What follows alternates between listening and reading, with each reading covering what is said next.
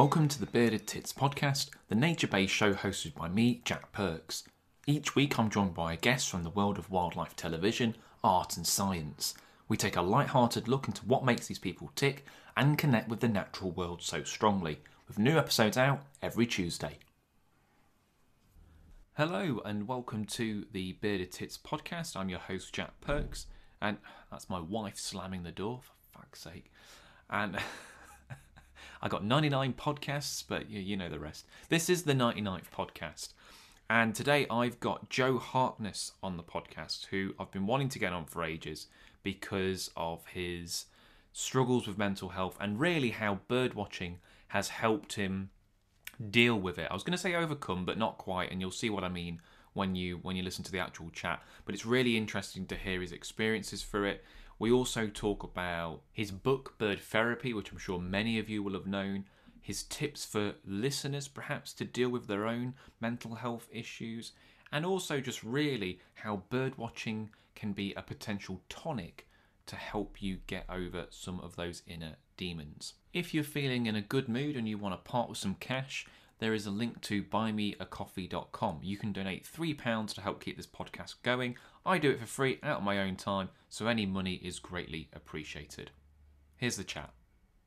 Well, Joe, thanks for joining the podcast. Thank you. Sorry, I had to click something there to let you record. There you go, all done.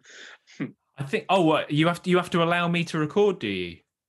Yeah, I do. I have to click continue. I have to consent, actually. I have to consent to you recording. It's very formal. Oh, I didn't know it even did that. I've probably been unconsentedly recording people then up until now, which isn't great because I think this is like the 99th podcast that I've done. So if they're all unconsented, then oh well, sod 'em. We've got this far. We should be all right. How are you doing anyway? You okay? Yeah, I'm good. Good stuff. Yeah. Yeah, as good as we can be. Well, we might as well start from the beginning with it, and so everyone's on the same page. What kind of struggles have you had with mental health? If you're happy to talk about that, you might not want to. Absolutely. The golden question. Yeah. And it isn't just mental health. There's some other things that feed into it. Yeah. For me, okay. Let's go all the way back to childhood. So I grew up in social housing in a single parent family. So I lived with just my mum. Yeah. Didn't have a lot. And I think from then I knew that life was going to be a struggle, but I'm not, this isn't a sob story, do you know what I mean? But life was going to be more difficult growing up from then. And I think then, it's no slight on my mum at all, but she kind of just let me do what I wanted. And therefore I went off on some pretty crazy paths, and I got quite involved in taking drugs from a relatively early age. So when I was 15, I started smoking cannabis. And they always say that cannabis isn't a gateway drug, as in it doesn't lead on to other drugs. But unfortunately for me, it did. Yeah. And it also led to the start of me having what you would call difficulties with my mental health, because I'm not going to preach here, but for all the people that say that cannabis is not harmful in any way, it entirely depends on somebody's brain chemistry. So it did harm me, and it kind of started me off on my journey of anxiousness, which still exists today. But you sort of factor in like my childhood, and then drugs, and then eventually that became alcohol. I didn't drink until I was in my early 20s, but when I did, I very quickly developed a problem. I think everything I do, I develop a problem. I hate the term addictive personality, because with alcohol, it was and still is an addiction, so it's not going to go away. But addictive personality, addiction, whichever, that's a big part of kind of how mental health really came into play. And then just fast forward into sort of my mid-20s. So what year are we now? 2021. So it's about 10 years ago that, well, it wasn't the first time I'd attempted to take my own life, but it was the first time I think I'd done it with conviction. I'd wanted to, but thankfully someone stopped me and sort of encouraged me to, well, I was going to say force, but that's a bit harsh on me, but sort of made me seek help. And then I didn't for a while, talked my way out of it. And eventually things got bad again and I had to seek help for the second time properly. And that was when I kind of got to the point of where I am, not now, but where, if anybody who's read Bird Therapy kind of knows at the start of the book. So to draw it all together, I am essentially a recovering alcoholic, and I suffer with depression, anxiety, but my anxiety is more in the form of obsessive compulsive disorder, which is a form of anxiety, although people think it is involves ritualistic cleaning, but very wide of the mark with that. Yeah. I'm not going to say. Yeah. And interestingly, now in the final stages of being diagnosed with attention deficit and hyperactivity disorder, so ADHD, which is quite ironic given the work I do, which is working in special education with lots of children with ADHD. So the irony's not lost on me there. So that's kind of where we're at. That's the mental health struggles, if you like. So it's a cocktail of, I don't know if you'd want to call it issues, but different things, basically. Yeah, issues is fine. A cocktail of issues. I like that. Yeah, it is, and they all kind of interplay with each other, unfortunately. So if things get bad for me, which they're not great at the minute, but when things get like bad, I can find it really difficult to get out of the cycle. Becoming a parent was a big game changer in that for me in many ways, but it's very difficult for the brain to compute suicidal ideation alongside knowing that there's a child there. And then if that ideation is powerful enough to be more constant, then you know it's pretty bad for you to feel like that when you have a child. So yeah, it's a massive cocktail. And again, the irony is not lost on the recovering alcoholic. No, yeah, I didn't think that's a poor choice of words. Don't worry. But and you kind of answered it there. I was going to say, is it something that's ongoing? But presumably it is something that's ongoing. And I guess it's just something that's always going to be in the background. Is there an end to it, or I don't know? I suppose an end is unrealistic, but I hope one day that I thought I could manage it actually, but this past year has not been so great. But prior to that, I suppose I'd got myself to a bit of an equilibrium where I was, happy, I guess. But with, all it takes is like something to go wrong in one aspect of anyone's life for it to have a knock-on effect on everything else. So it's all interchangeable, like I said about those issues, but I think also life events are interchangeable as well. And so, yeah, maybe one day. I'm becoming a parent again next year, so second child. Oh, congratulations! And, yeah, cheers. And I think actually that might be another turning point for a period of time, hopefully. And then if I can maintain that level, then that'd be good. I guess an almost poetic way of looking at it is it's a bit like the tides, it ebbs and flows. Yeah, literally, absolutely got it nailed on. If you could look at it like that. So when did bird watching then ping as a potential tonic to soothe the mind then? So the literal ping moment, as you put it, was when I first started. I'd had to take some time off work when I first sought help. Well, it's the second time in the context of what I was speaking about earlier, but they signed me off work for a month. And while I was signed off, she's now my wife. My wife was saying, "Oh, you can't just sit around at home all day doing jigsaws." I was doing a lot of jigsaws. Piss off out, basically.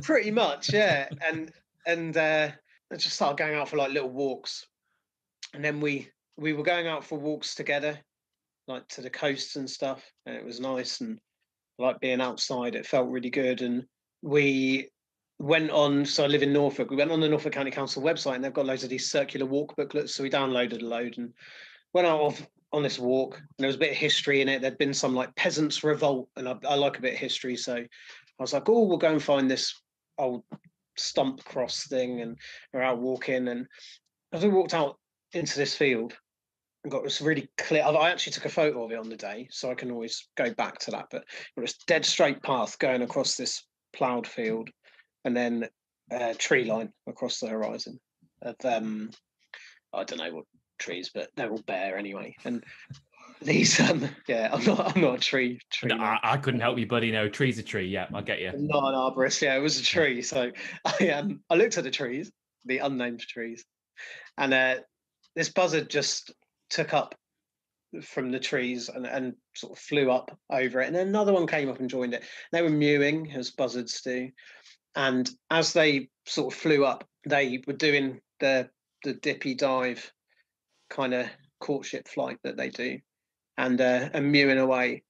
And I just started taking antidepressants, and antidepressants from the SSRI family, so that selective serotonin reuptake inhibitors. They adjust the level of serotonin in your brain, and serotonin is one of many, but the main chemical that makes you feel happy. And as your body tries to adjust to the additional serotonin levels, you get these like rushes, sort of like body and head rushes. It's similar to taking Class A drugs. And as I walked out on the field, I looked at these buzzards and I had one of these rushes, right? And it was just like, oh man, these buzzards are amazing. And now they were amazing. But what stuck, right, was they were really free. And I really wanted to feel free from like these, just the crap that was going on in my head.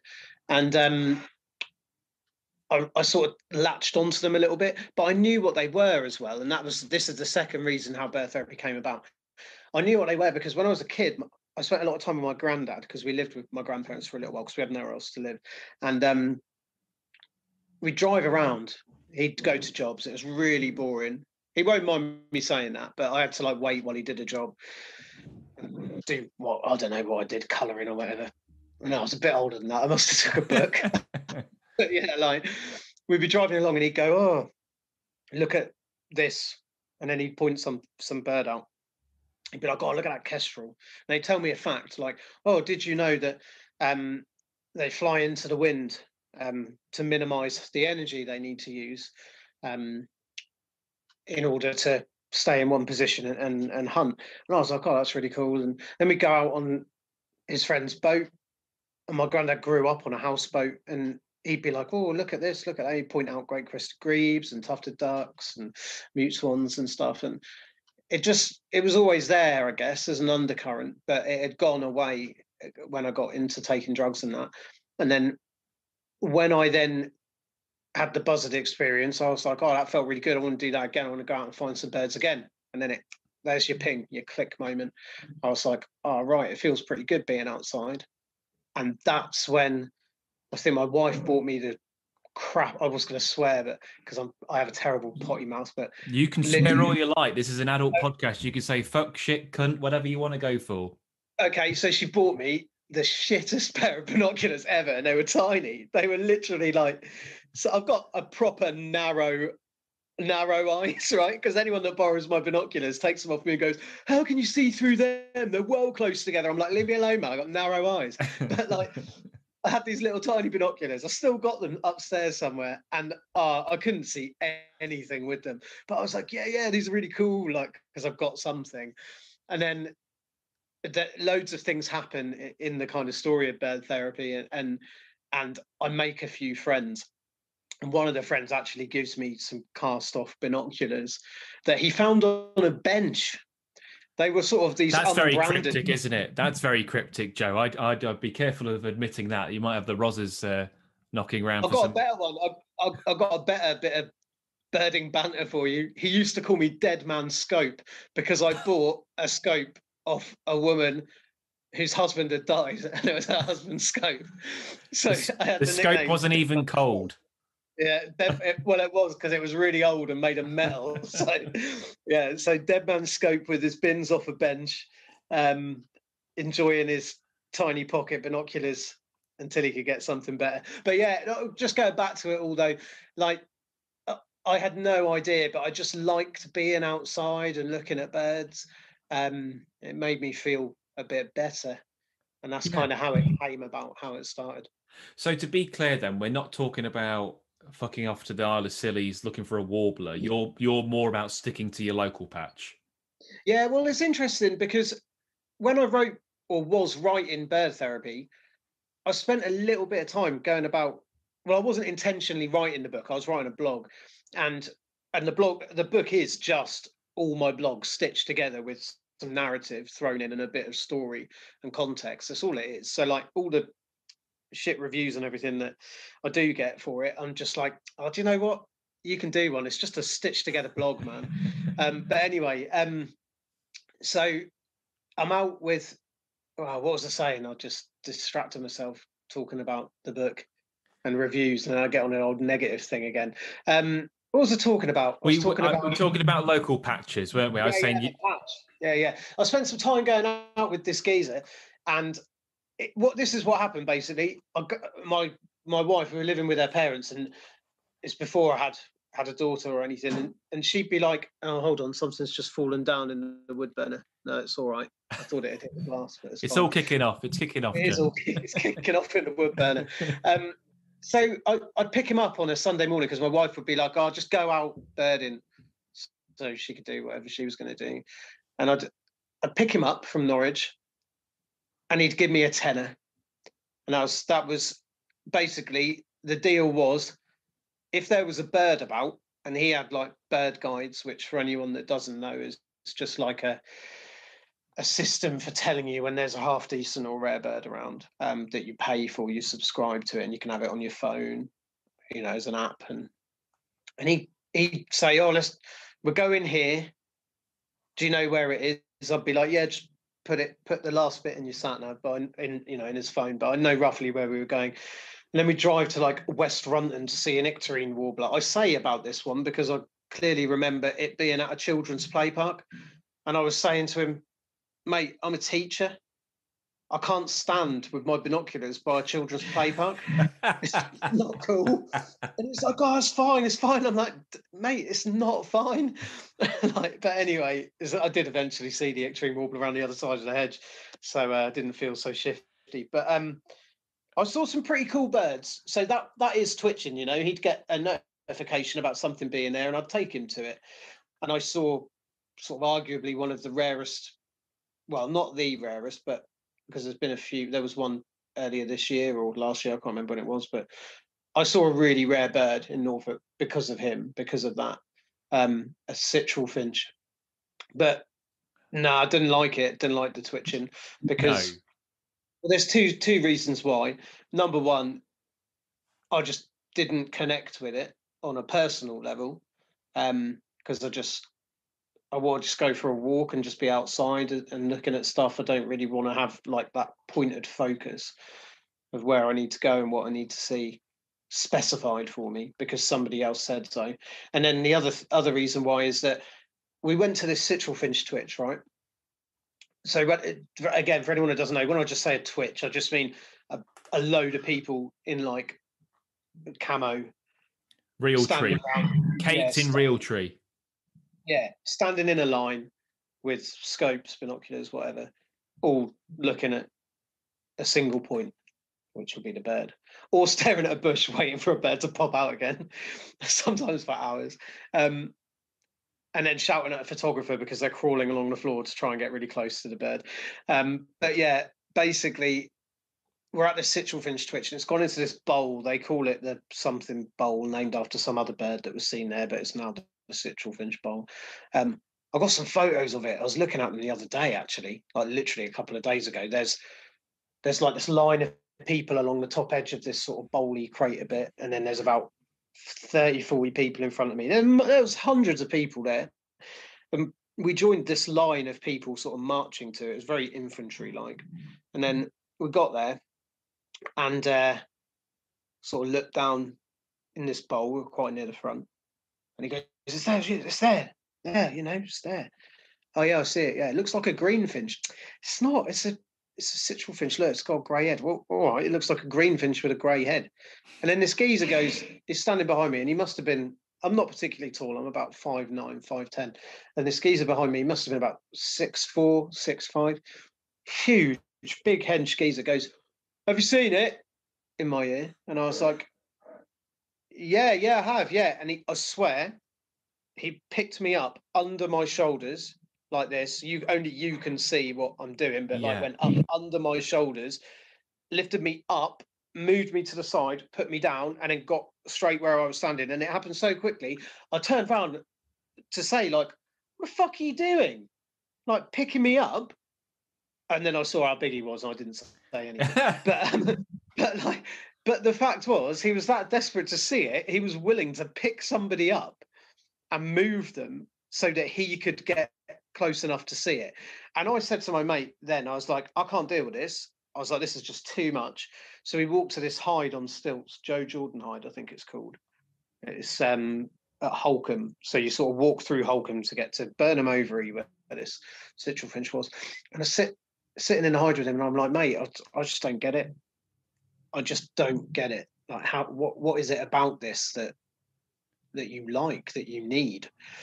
And he started talking to me about it, and that was the first time I'd started to see like really different perspectives about bird watching, and starting to compare approaches. And that's, again, then I'd like write a blog about it, and it sort of comes from there, and how it all came about. So yeah, now I'm all about the local patch, all about the local patch. No, I can see that. I don't really twitch so much unless it's got to be something pretty sexy for me to go out twitching. If it's a little brown jobby, I can't say I'd get out of bed for that. But if a bee eater turned up, or a hoopoe, or something relatively, I wouldn't travel far either. But if it's localish, I might go and poke my head in and have a look. Oh, don't even go there. Last year, right, I got a text message of, I know one of the farmers around here. There's several of them. They're really good. They let me and a few other local bird watchers go on parts of their land and look at things.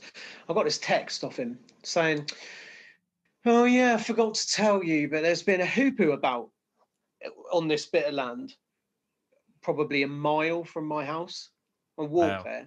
So I put my daughter in the buggy and legged it down there, and then like dumped the buggy and carried her. Wasn't there. Texted him and was like, when's it last been seen? He was like, oh, it's not been seen for about 4 days. I was like, oh, for fuck's sake, you could have told me that before. And he was like, well, you rushed out. I was like, next time, just tell me when there's a rare bird. Then this year, again, they're not rare, but wheatear are always nice to see inland, and always strive to get one on the local walk-in patch list each year. And I was just texted him in like May saying, I had any wheatear at the farm.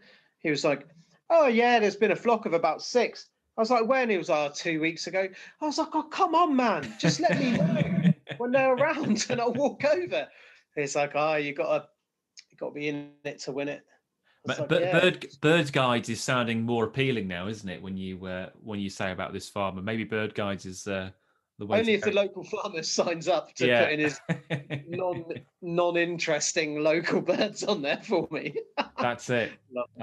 How did it feel when people started getting in touch with similar stories? Then I think, is it when you started writing the blog and certainly the book, people who were having similar experiences were getting in touch with you? Yeah, well, I sort of reached out to start with. Okay. Made a survey, and the survey features throughout the book, and it wasn't a scientific survey, and I kind of wish it was now, because that could have been an interesting bit of research just to possibly try and get published. But anyway, the survey connected me with loads of people, but they were anonymous, so I never really knew. There was one that it didn't get featured in the book because I couldn't work out where the hell to put it, but one geezer had just written, I see birds outside my jail cell every day for like 10 years or whatever when I was incarcerated, and it kept me alive. And I was just like, oh, man, that is heavy. But yeah, I think more when I started using Twitter, that people started to actually kind of engage and share stories. And then when I'd done a feature on Winter Watch, and Chris Packham came up here to my local patch. It was good. We spoke about sort of suicide and men's mental health mainly, but sort of mental health in general as well, and bird watching. And the next day, when I woke up, I had like 69,000 notifications on Twitter. I couldn't deal with it. I had to deactivate my Twitter for a little while because it was freaking me out. And that was cool, but like I couldn't deal with that. And then I'll talk about that a bit later, but all of that has not helped my mental health. But that's like social media and that. Yeah. But when people share their stories with me, they tend to do it privately because there is still quite a lot of stigma attached to mental health. And so this week, actually, first, it hasn't happened for a while, but I had a couple of, direct messages on Instagram, which I still use because you can hide behind photos a bit easier on Instagram, I find.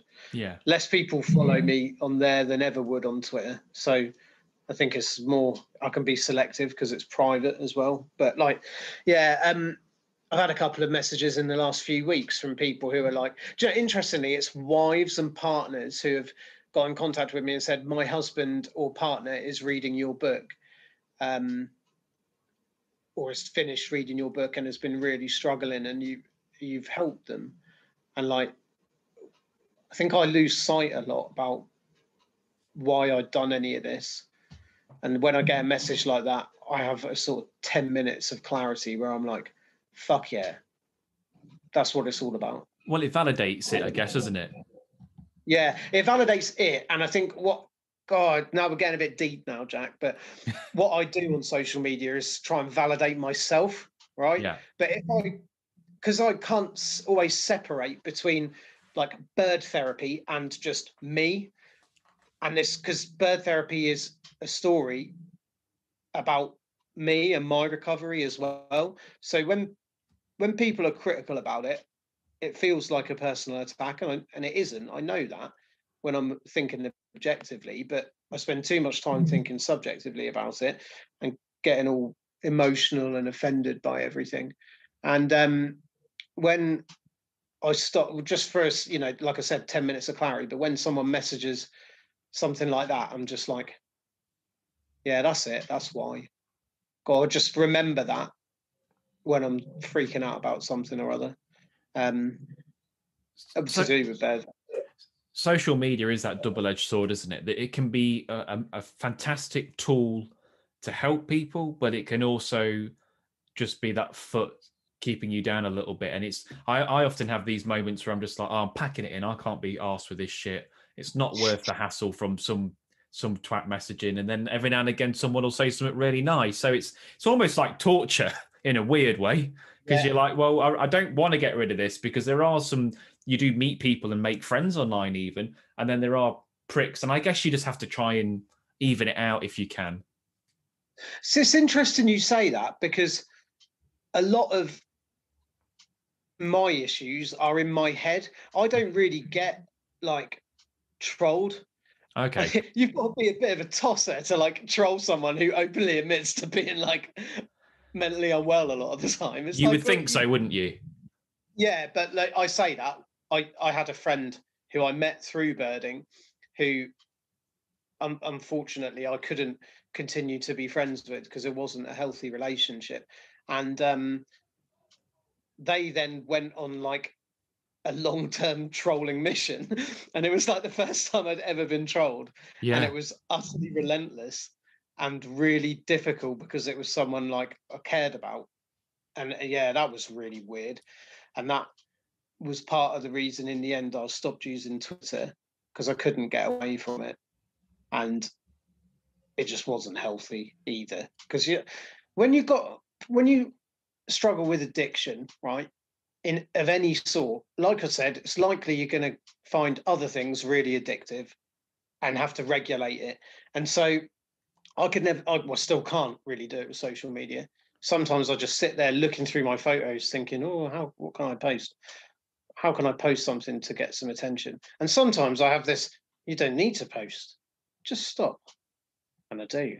And then other times I'll just spend like 20 minutes and then can't find anything and then just get annoyed with myself. And it's so, when I talk about it out loud, I sound so ridiculous.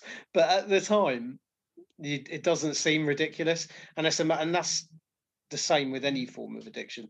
But I think like we will see over the next maybe 5 years, and we already are, especially in schools, especially like through my work, but a drastic increase in mental ill health associated with either social media use or cyberbullying or other things around body image, body shaming, etc. So yeah, really, it's a proper minefield that I find really fascinating.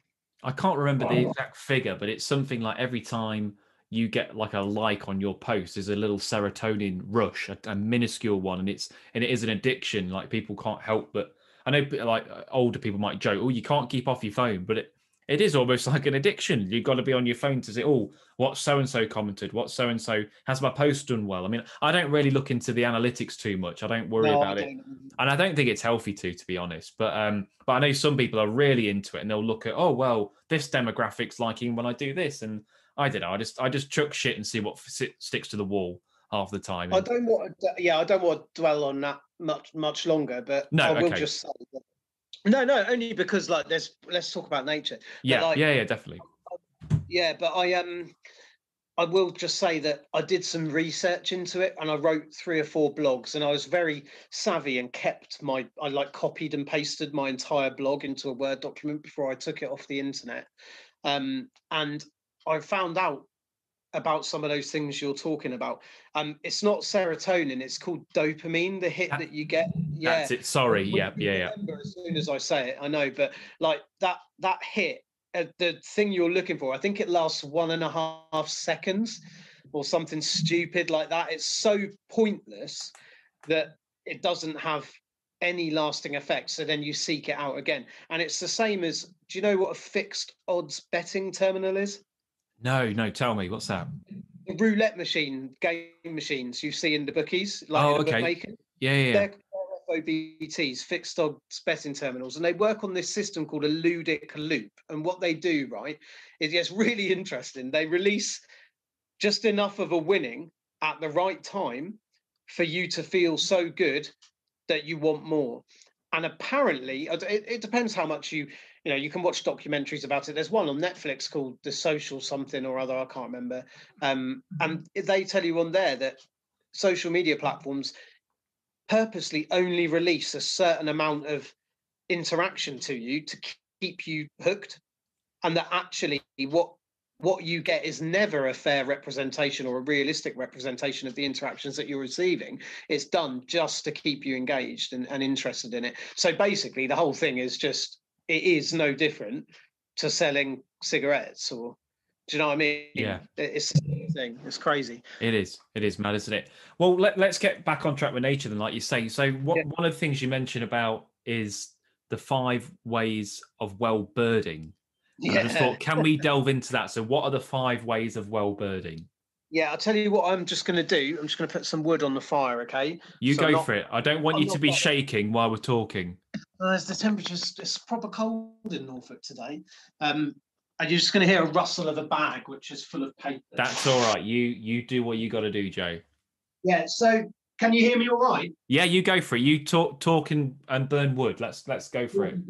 Right. The 5 ways to well birding are based on a model which was created by the New Economics Foundation and mental health charity Minds. They did a load of research into what makes people feel good when they've got mental ill health.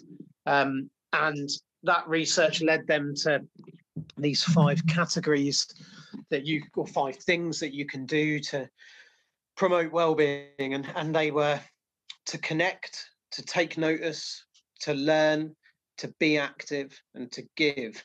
And basically they weren't those 5 things. New Economics Foundation produced this really clunky report, and Mind were like, let's dilute it basically and make it more accessible. So they created these 5 ways to well-being, was what the model was called.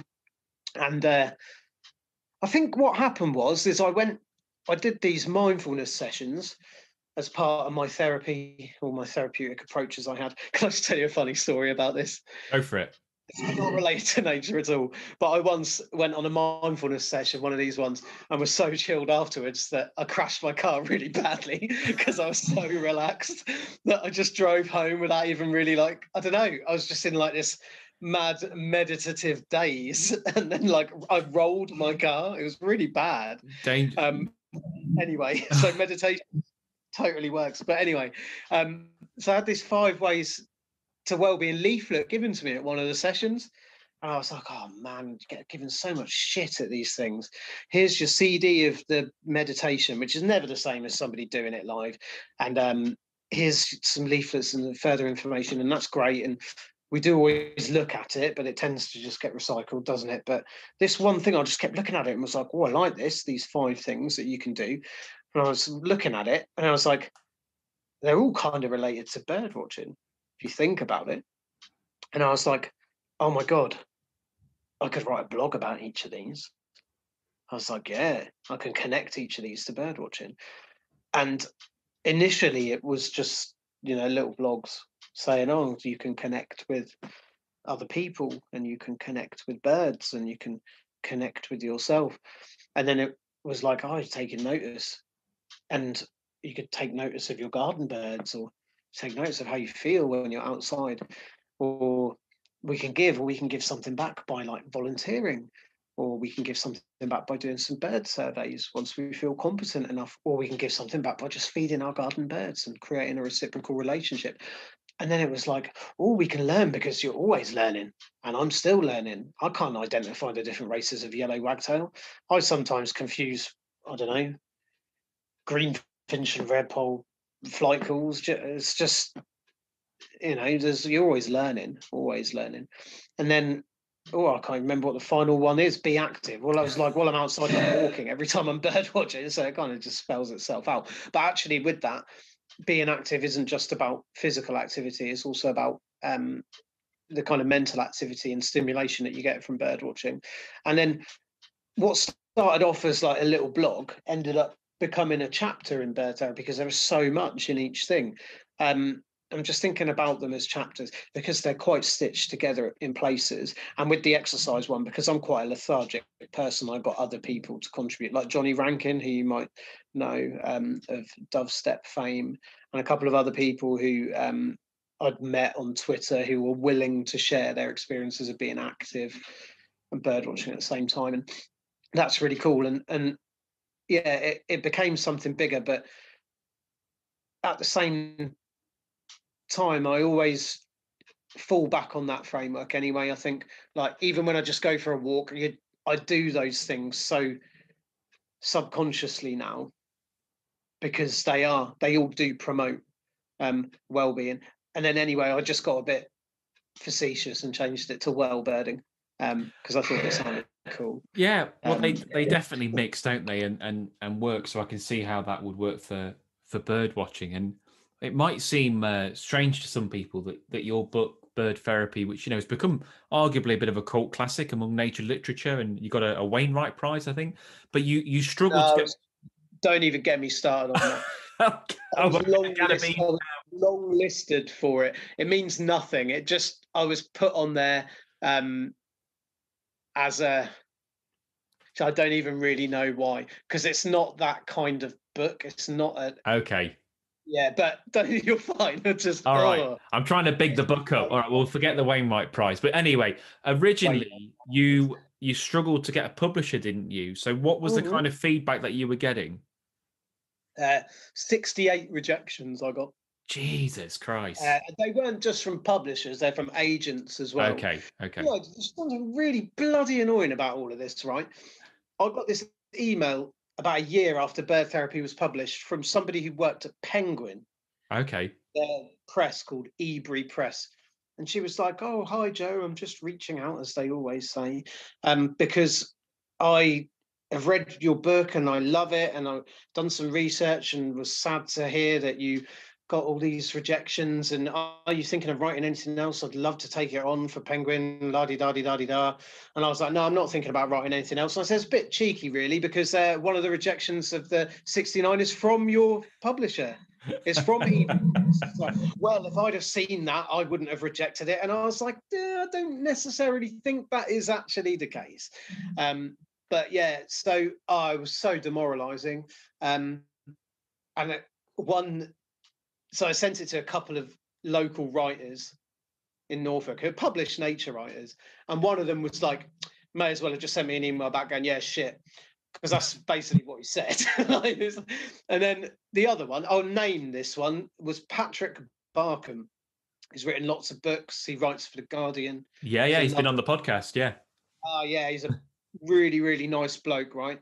And he was like, this has got all the bones of being something really good, but you could do this and you could do that. And like, why don't you just write about your mental health more? So I rewrote the first chapter to start with a suicide attempt and to rebuild from that. And he took it back and he just went, it's fucking amazing, Joe. Like, this is exactly what it needs to be.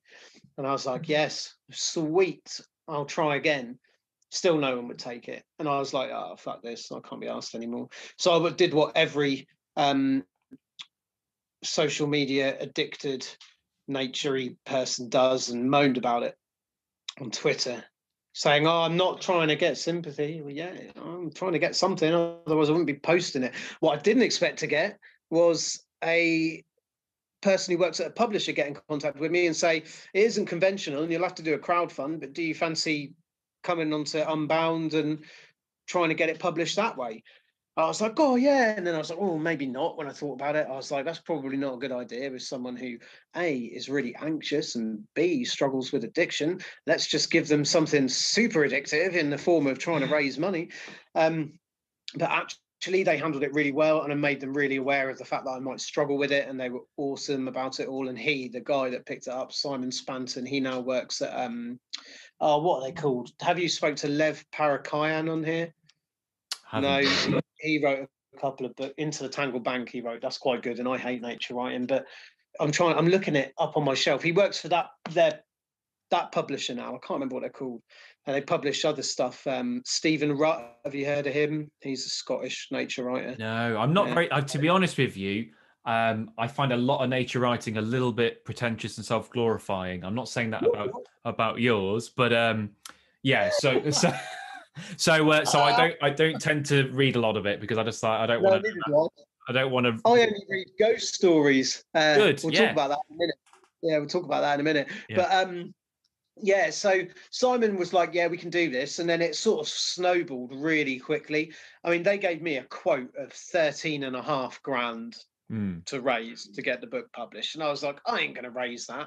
And we raised it in 6 weeks. It was insane. Wow. And like loads of people were getting behind it. And then right at the end of it, basically right at the start, I had been put in contact with Bill Bailey, and he followed me on Twitter. And it was like this defining moment in my life. Oh, Bill Bailey's followed me. And I've sent him a couple of private messages and he'd replied. And I was like, oh my God, this is insane. And then I messaged him and he said, yeah, I'll put a tweet out. And he put a tweet out about it. And it got like a grand's worth of bloody pledges, like in a couple of days. It wouldn't have just been from him, but still the effect was noticeable and it was really cool. It helped, yeah. Then right at the end, we had this sort of 4 or 5 days where it just sort of stalled at about, I don't know, 11,500. And I was just like, oh, I'm never going to get this over the line. And I messaged Bill Bailey again and I was like, oh, I don't suppose you could just do another tweet, because last time you did it, it like got loads of attention for it. It was really cool. And I'm going to ask a couple of other people who are well known to do it as well. And please, sort of thing. And he was like, I'll do better than that. He messaged me back. I'll see it later in the evening. He's like, I'll do better than that. I'll become a patron of your book. I've just put £1,000 in. That's what the patronage level was. So he took it to like 12 and a bit or whatever. And then my stepdad had been watching it and like over and over again, refreshing it. He wanted to be the person that took it over the line. And he took it to 100% funded. and that was really cool.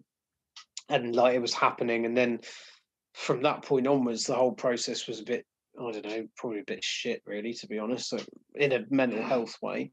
But like on the day it was published, I just cried. I stood in the middle of the heath in the rain, the heath that I wrote about in the book, and just cried. Really weird feeling, loss, grief. I can't explain it. It was bizarre, but yeah. So it was a real chore to get it published, and then I like what you said then about the cult classic thing, though, because I actually thought about that. I think it was on Thursday or Friday last week when I was driving. I was just like, maybe that's how it can be, and maybe I prefer that because I feel like a bit of an outsider, a pariah, if you like, because I challenge a lot of people. If I could, like, I'm not going to, and I never have done, but I've alluded to this a lot. A lot of people spoke to me, famous naturey people spoke to me a lot when bird therapy was in the sort of formation of getting published, and people were interested in it. So it was like flavor of the month for a bit, and all these people messaged me. And then when it was published, nothing. And I think what they didn't realize was that there's still a person behind everything, and it works both ways. It works for them as well. And so I look back at a couple of the people especially who bigged up what they were going to do, and then ended up being quite nasty, not nasty, but negative to me. And I think that's when I kind of realized that I wasn't ever going to be.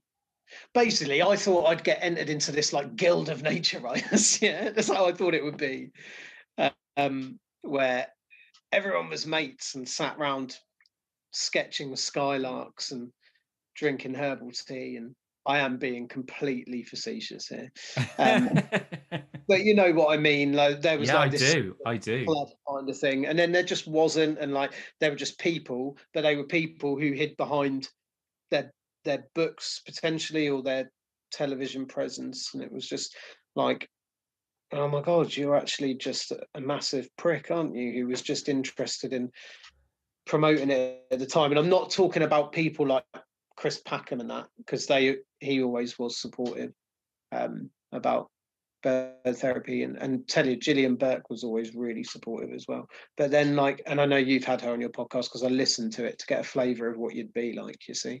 And, yeah, I'm all right. I'm yeah. harmless. I am. I'm not too. I'm You're not too chill, bad. aren't you? I'm pretty chill. Yeah, I've had a cup of tea. I'm all good today. The whole thing was just really, really shit, and made me really despondent about people more than I was already. And then I went away for a bit and focused on being a dad. And then I decided I'd come back on social media, and come back on Instagram and tried just to post stuff about nature, and it was just impossible. I was always going to end up posting about the book again because it got published, and it's really popular in Eastern Europe for some weird reason. Okay, well that's good. It's been published in like Poland, Slovenia, Slovakia, somewhere Latvia, I don't know. It just gets published in Eastern Europe, like for some weird, and France and Germany as well, which was cool because they're obviously quite big countries. It doesn't really translate into an American market because it's very Norfolk centric and British centric, so that's fine. I'm cool with that. But like, when something like that would happen, I'd want to share it with people, and then I'd get all obsessed with that side. It's just so difficult, man, to navigate. Yeah. No, I know what you mean. And look, I think, you know, if you're the Dune of books, Bird Therapy, Dune being a cult classic, anyone's not into their films, then go for it. I think that's really, really nice, and it's a nice way to be. So hopefully I've not labelled that wrongly. But before good. Before we go, I think it's a nice way to end it. And what advice would you give people if they are in a bit of a hole with their mental health, and maybe they do have some passing interest in nature as well? Is there anything that you would kind of recommend? Yeah, I have this theory, I guess, around all of this. You start small and start local. Start with garden birds. Get to know what I did right was get to know all of the basics. So I got to know all the garden birds, all the birds that you see in your local area. So I don't know, even if you live in an urban area, the things that you would see around. Once you get to know what they look like, maybe just spend a little bit of time watching how they behave, because their behavior changes all through the year. Birds are on this calendar, this cycle. It's really cool. And again, it's something I wrote about quite a lot in bird therapy. It's a very, very cyclic kind of way of being. And I like that. It's quite helpful, that sort of structure and routine. Although I have to say, climate change is completely messing that up now. There's a barred warbler in Norfolk, like now. I was there yesterday. My mate was telling me, and it's like it's nearly Christmas, and it shouldn't be there. It's an October migrant. It's just too late. And you know, everything's been pushed back by a couple of weeks this year. Yeah. If at all. The October Siberian migration was appalling in Norfolk last year, and the year before it was great. And the year before last, we had the most Palliser's warblers ever in Norfolk. And then this year, there's been like a handful. But anyway, I digress. Start small, get to know how they behave. So get to know what they look like, get to know what they behave. Then sort of engorge your senses a little bit and get to know how they sound, because all birds sound different. There's this amazing website called Zeno Canto, and you can just listen to, like, I don't know, Dunnock calls. I always bang on about Dunnocks because they're great. And like, you get to know how they sound. And then once you've kind of done that really close to home and got to spend some time, I think you sort of just naturally spread outwards. And then I thoroughly recommend just getting yourself a bit of a local patch, whatever it is. Mine is a 1.5 mile radius of my front door. That's all I do. I go out walking. I've kept it so I can take my daughter, because she's only little. Why 1.5? Why not 1 or 2? This is the pedantic person in me. I'll tell you why. Because when I plotted the furthest point I wanted to be within it on a map, it was 1.5 miles from the house. So it was all based on the habitat that fell within it. So 1.5 miles was the furthest point, and then it will like come right into about 1/2 mile as it goes along a bit of private land, and then stretch back out to 1 mile, and so on, if that makes sense. So it's some weird shape, like a snowflake kind of thing. I'm with you. And like, look, I saw 101 species of bird in that 1.5 mile area last year. That's incredible. Now, don't get me wrong, I am spoiled. I've got some wonderful habitat, but again, nothing special. I've barely got any water bodies, like just some ornamental lakes in posh people's gardens. And like, you know, it's incredible what you can see. And then I've got a moth trap to supplement that, so that when I couldn't go out, I'd always had an interest in them from my mates. I think a lot of birders end up getting into moth trapping. It's a slippery slope. It is a slippery slope for sure. It is. And then yeah, so spread out a bit. And then it's up, you know, go and check out some reserves as well. There's always an RSPB reserve knocking about near you somewhere, even if you live in central London. You know, you've got, is it Rainham Marshes? That's just up the road. That's not too far, yeah. Well, no, there's a reservoir, there's like Staines Reservoir, and there's just loads of places you can go. And I think if you then go there, you get all the information and the support to take an interest. And like, I don't know, just embrace it for yourself. That's what I did. I sort of got pushed on this path of how I should like engaging with nature, and in the end was just like, no, I'll do it how I want to do it. I'll engage with nature on my terms, because I want to know and understand how it makes me feel good, not how, you know, it drives some sort of innate need for something else. I just want to go out and chill. Well, there's no firm and hard, fast rules, is there? It's whatever you enjoy doing at the end of the day when you're going out birding, photography, whatever makes you happy at the end of the day, isn't it? Yeah, and that was something really interesting at the end of bird therapy, that there are all these different approaches, and I didn't like some of them, but so what? If other people do, that's fine. People moan about photographers all the time. Yeah, they can be a bit annoying, but you know what? They're just doing it because they like it a lot of the time. And then you look at like people, all right, long distance twitching is a bit different because of the carbon impact, I guess. And it's quite unrealistic to how most people live their lives. But again, at the end of the day, if those people are in a position economically and socially to be able to just drop everything and travel from one side of the country to another, then cool, that's up to them. I don't have to like it for them to, they don't have to not like it. It's like, what you're interested in is, most people would say that's pretty niche, but so what? Yeah. It's what you like doing. It's what you find interesting. And that's something that I've found. There's a quote in Bird Therapy, and I'll say it to you now because it's the only one I like. But it's birds are consistent, or it's birds in nature are consistent in a way that people rarely are. It's just that one line, but like it's I enough. like that. Yeah, they are. They're just so consistent that when you go out to look at, engage with them, etc., it's always there. People aren't. not as often as we like, and I think we'll end on that rather nice note. But look, Joe, I really appreciate you coming on. It's been an absolute pleasure to talk to you and kind of delve into the pages of this book. And I'd obviously recommend people get the book if they can. I'll chuck a link to it in the description to this. But thanks for coming on, buddy. Really appreciate it.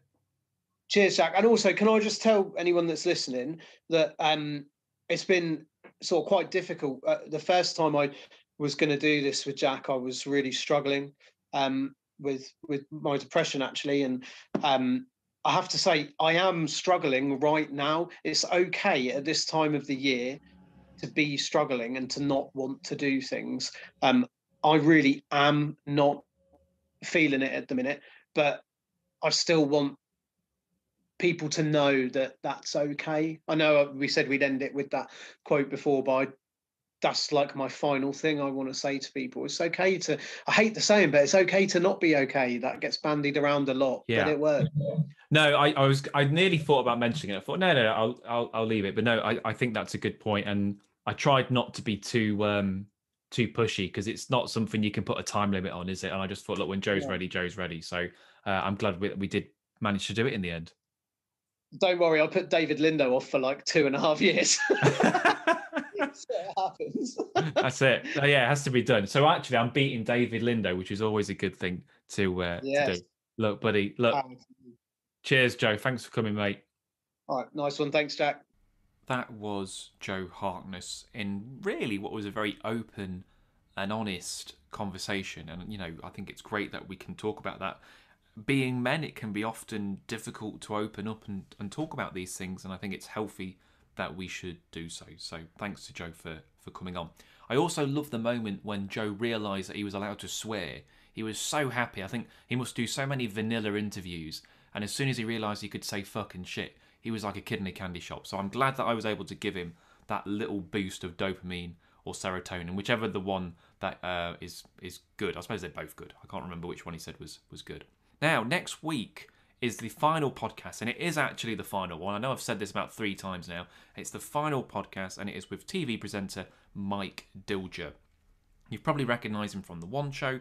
We're talking about his upcoming book, which is all about him going after 1,000 different plants in a calendar year. So tune in for the final episode of the Bearded Tits podcast. I sound like an info drama. Of the final episode of the Bearded Tits podcast next week. This has been the Bearded Tits podcast. I've been your host, Jack Perks, and I'll catch you next Tuesday. Cheers.